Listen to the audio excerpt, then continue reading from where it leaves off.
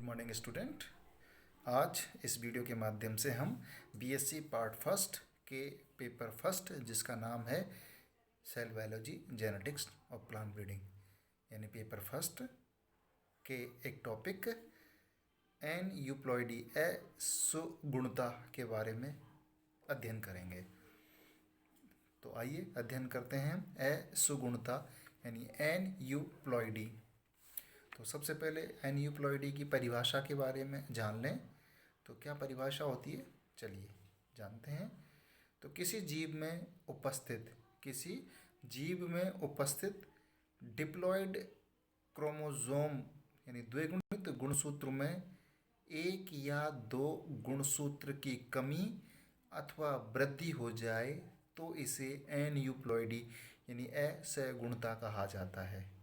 आपके समझ में आ गया? किसी जीव में उपस्थित द्विगुणित गुणसूत्र में एक या दो गुणसूत्र की कमी अथवा वृद्धि हो जाए तो उसे असुगुणता यानी एन्यूप्लॉइडी कहा जाता है। एन्यूप्लॉइडी दो प्रकार की होती है, हाइपरप्लॉइडी यानी अधोगुणिता और हाइपरप्लॉइडी यानी अधिगुणता। तो सबसे पहले है हाइपोप्लॉइडी अधोगुणिता। अधो का मतलब कम होना। जब गुणसूत्रों के डिप्लॉइड सेट में एक या एक से अधिक गुणसूत्र कम हो जाएं तो इसे हाइपोप्लॉइडी कहते हैं। आपके समझ में आ गया वो अधो मतलब हाइपो या अथवा अधो का मतलब कम होना। तो गुणसूत्रों के डिप्लॉइड सेट में से एक या एक से अधिक गुणसूत्र कम हो जाएं तो इसे हाइपोप्लॉइडी कहा जाता है।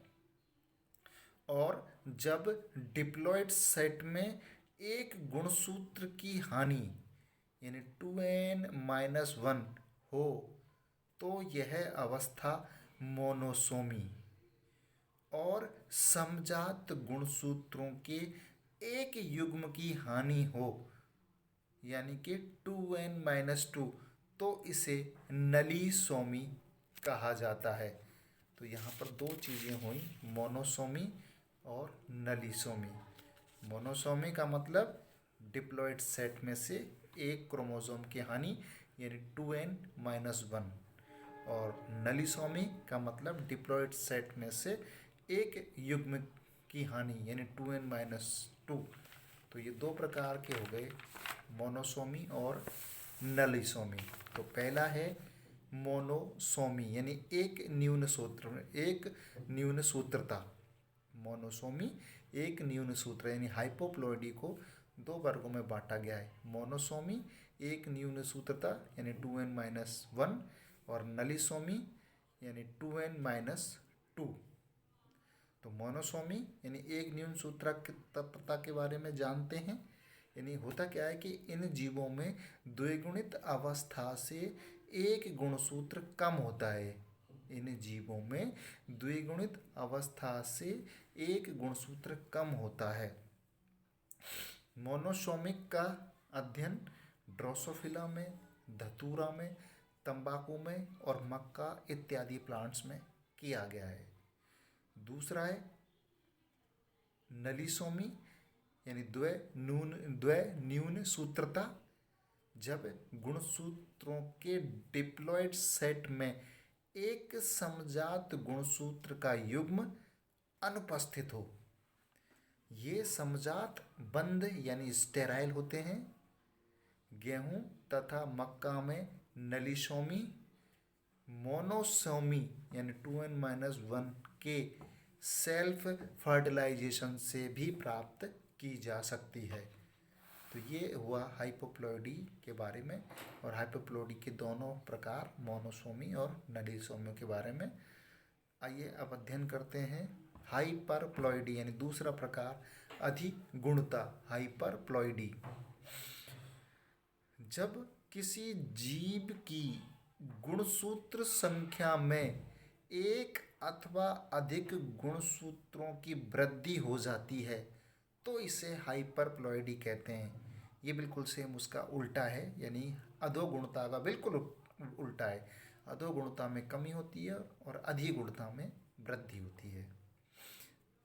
तो जब एक गुणसूत्र की वृद्धि होती है तो इसे ट्राइसोमी, और तथा समजात गुणसूत्रों के एक युग्म की वृद्धि होती है तो उसे टेट्रासोमी कहा जाती है। तो हाइपरप्लॉइडी भी दो प्रकार की हुई, ट्राइसोमी और टेट्रासोमी। तो सबसे पहला है ट्राइसोमी। ट्राइसोमी 2n+1, यानी वे सजीव जिनमें एक एडिशनल गुणसूत्र पाया जाता है। यह एडिशनल गुणसूत्र हैप्लॉइड सेट में से भी हो सकता है। ब्लेकेस्ली तथा वेलिंग ने धतूरा स्ट्रोमेमियम में ट्राइसोमी का अध्ययन किया। याद रखें, ट्राइसोमी को धतूरा के अंदर स्टडी किया गया है। मनुष्यों में भी ट्राइसोमी पाई जाती है, जिससे अनेक मॉर्फोलॉजिकल डिस्टॉर्शन यानी विरूपण प्रदर्शित होते हैं।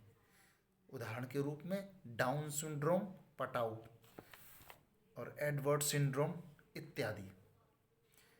ट्राइसोमी का निर्माण आकस्मिक रूप से यानी n+1 प्रकार के गैमीट्स के निर्माण के कारण होता है। ये गैमीट नॉन डिसजंक्शन के कारण निर्मित होते हैं। अब थोड़ा अध्ययन करें कि ट्राइसोमी का क्या यूजेज हैं, क्या इम्पोर्टेंस है। तो हेडिंग है इम्पोर्टेंस ऑफ ट्राइसोमी। ट्राइसोमी का उपयोग विशिष्ट गुणसूत्रों पर उपस्थित जीन्स की स्थिति का पता लगाने में किया जाता है। नंबर 2, ये जीन सेपरेशन के समय मेंडल के नियमों का पालन नहीं करते हैं। नंबर 3, इनमें क्रोमोसोमल सेपरेशन में जीन सेंट्रोसोम के निकट होता है, अतः जीन एक्सचेंज नहीं होता है। लेकिन क्रोमेटिड सेपरेशन में जीन सेंट्रोमियर से दूर होता है, अतः इनमें जीन एक्सचेंज होता है। ये हुआ ट्राइसोमी के बारे में। अगला है टेट्रासोमी यानी द्विअधिसूत्रता यानी 2n+2। टेट्रासोमी में कोई विशिष्ट गुणसूत्र 4 बार उपस्थित होता है। डिप्लॉइड सेट के साथ 2 और गुणसूत्र एडिशनल संख्या में उपस्थित होते हैं, यानी 2n+2। इनका सूत्र 2n+2 होता है, ना कि 2n+1+1 के। गेहूं के यानी एग्जाम्पल है टेट्रासोमी का, गेहूं के सभी संभव 21 टेट्रासोमी ज्ञात हैं। लास्ट टॉपिक वही जो कि जैसा ट्राइसोमी का इम्पोर्टेंस था उसी प्रकार से टेट्रासोमी के भी क्या इम्पोर्टेंस हैं। टेट्रासोमी का इम्पोर्टेंस, अथवा यूँ कह सकते हैं हम यूजेज ऑफ एनयूप्लॉइडी। एनयूप्लॉइडी के क्या उपयोग हैं। एक वैज्ञानिक थे खुश, KHUSH, 1973। खुश कहते हैं कि मोनोसोमी का उपयोग प्रतिस्थापन को उत्पन्न करने में किया जाता है। नंबर 1। नंबर 2, मोनोसोमी एवं नलीसोमी का उपयोग गुणसूत्र पर उपस्थित जीन्स के अध्ययन में किया जा सकता है। और नंबर 3, प्राणियों में गुणसूत्र की कमी अथवा अधिकता से होने वाले प्रभावों का अध्ययन किया जा सकता है। ये हो गया यूजेस ऑफ एनयूप्लॉइडी। तो आज इस वीडियो के माध्यम से हमने एनयूप्लॉइडी की परिभाषा, एनयूप्लॉइडी के प्रकार और एनयूप्लॉइडी के यूजेस के बारे में हमने जाना। आशा है आपको वीडियो पसंद आया होगा और आपके समझ में आया होगा। हमने इस टॉपिक को लेके किया था। तो इस पूरे टॉपिक में हमने न्यूमेरिकल चेंजेस इन क्रोमोसोम में 2-3 वीडियो बना दिए थे। तो ये वीडियो लास्ट था जिसमें एनयूप्लॉइडी असगुणता का अध्ययन किया गया है। Thank you.